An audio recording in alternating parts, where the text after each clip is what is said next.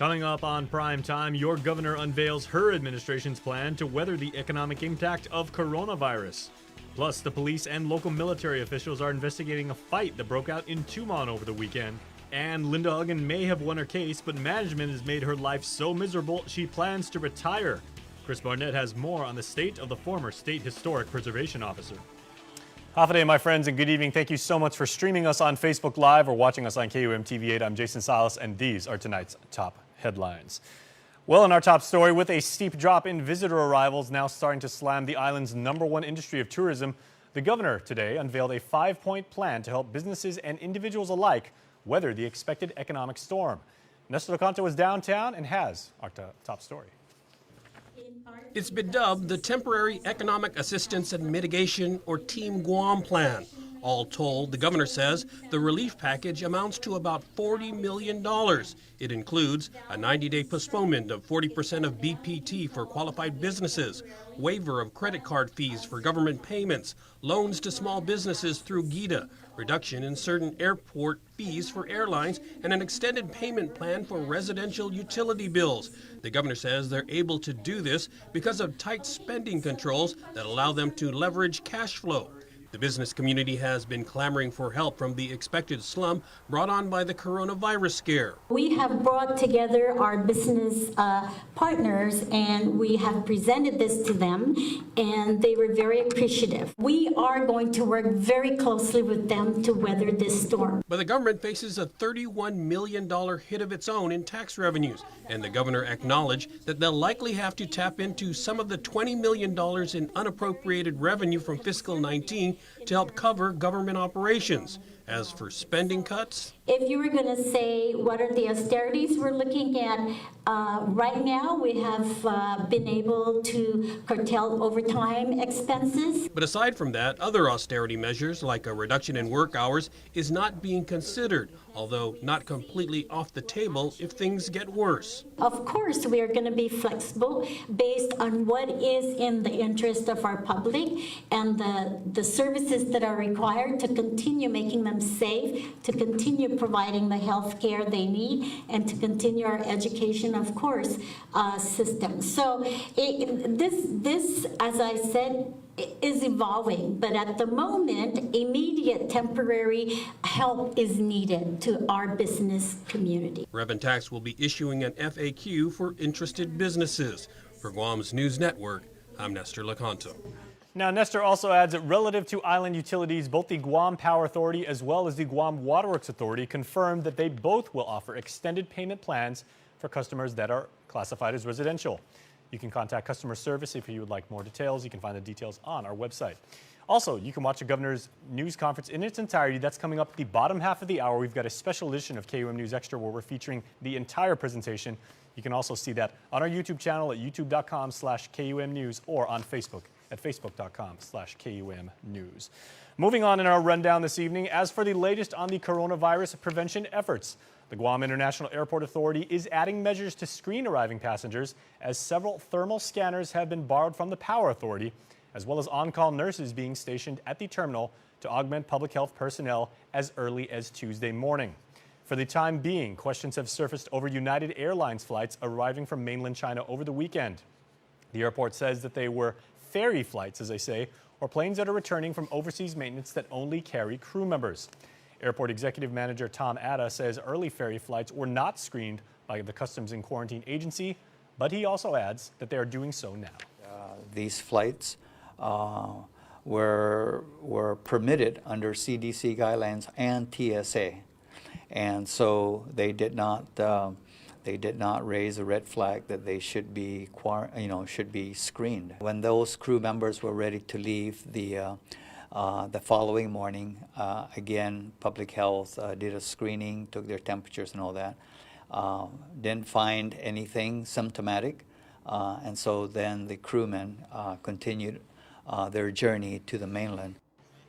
Now, as to the important topic of the schedules for Guam's largest airline, citing weakening demand, United Airlines announced today that a revised flight schedule canceling more than 50 Japan to Guam flights in April.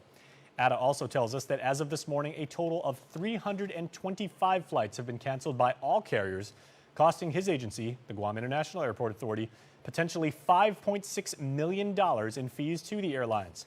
As a result, the airport has been forced to slash 15% from its operations and maintenance budget. Of course, you can always find more about this story, and we invite you to comment on this on The Conversation at facebook.com/KUAM News.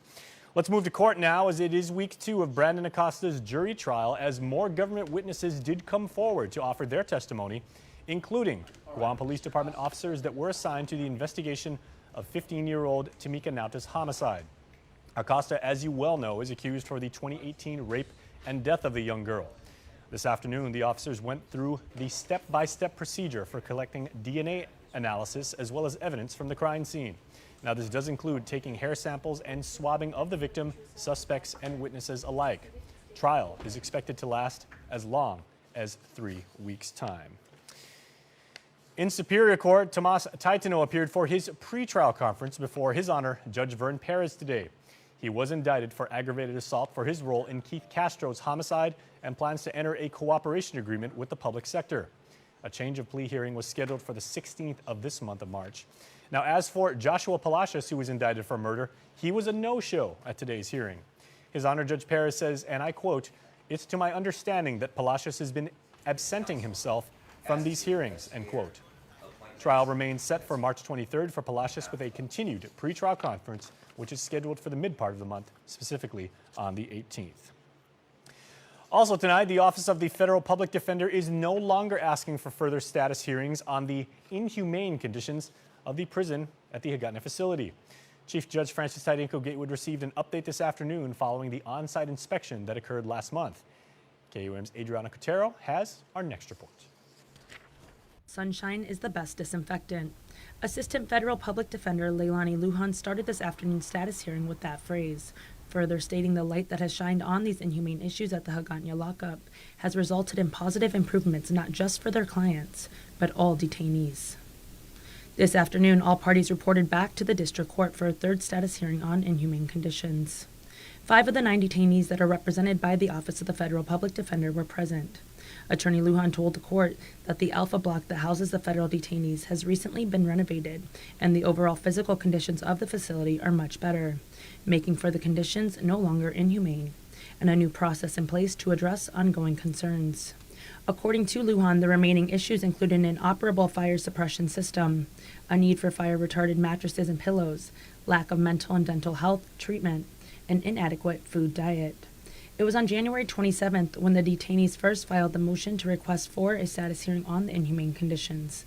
Lujan said it began with their clients' complaints, and then was further identified through the government of Guam acknowledging and referring to the Department of Corrections as inhumane. Lujan said, quote, "I want to make something very clear. This was never an attempt to attack prison guards or marshals. We are all aware that they are doing the best they can with the resources they have," further arguing that the request was never meant to become a lawsuit or civil case, but rather a status hearing to address the concerns. Lujan thanked all relevant parties. The court noted that according to the intergovernmental agreement that details responsibility for the detainees from the federal side, they pay $102 per day per federal detainee to the government of Guam.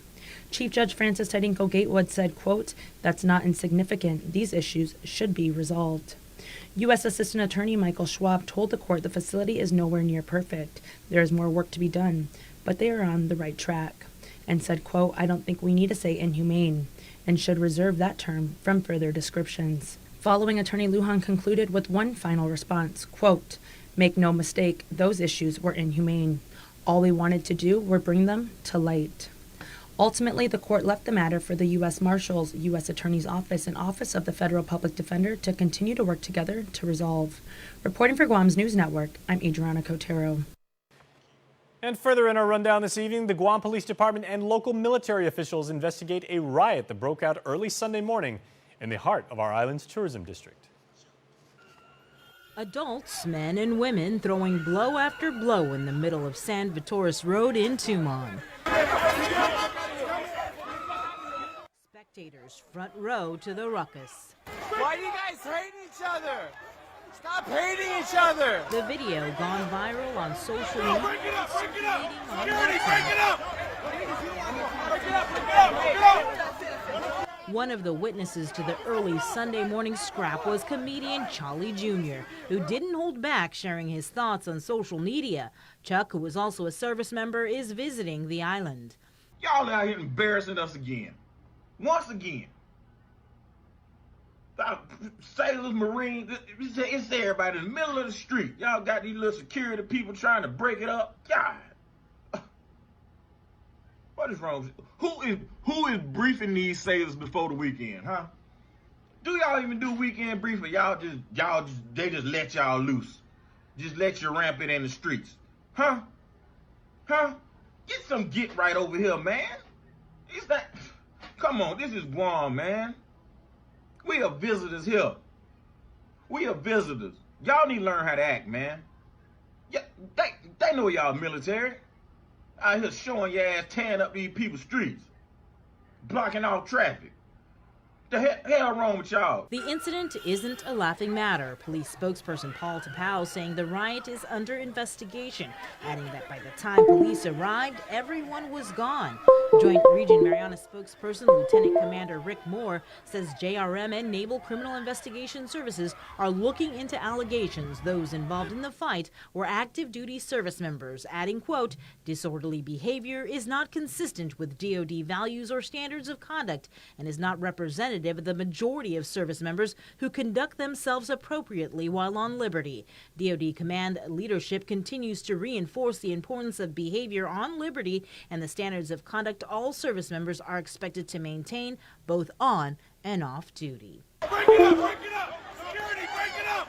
Reporting for Guam's News Network, I'm Sabrina Salas, Matanani. And unfortunately, this story is not the only instance of a skirmish that involved multiple people that we have to tell you about, because police in the meantime have arrested 9 people for rioting at the airport plaza over in Tamuning. GPD tells us that officers responded to a report on Saturday of involving several people trying to re-enter Club Sassy's, located near the airport plaza, which had closed for the night. While there, a riot ultimately broke out. Arrested were, and here is the list, 32-year-old Desmond Samau, 43-year-old Alistair Riffiong, 26-year-old Duerta Walter, 28-year-old Walter Sinin, 33-year-old Eustace Naguno, 27-year-old KJ Otit, 30-year-old Joshua Aiton, 41-year-old Timothy Kata, and 41-year-old Andy Isaiah. All 9 were booked and confined to multiple charges, including rioting, disorderly conduct, and public drunkenness. Well, please stay tuned, everybody. There is more primetime coming up right after this. Get up-to-the-minute news, plus access to alerts, streaming radio, promotions, and more on your mobile device by downloading the KUAM News mobile app, available at the App Store now. Green Energy Solutions, Inc. would like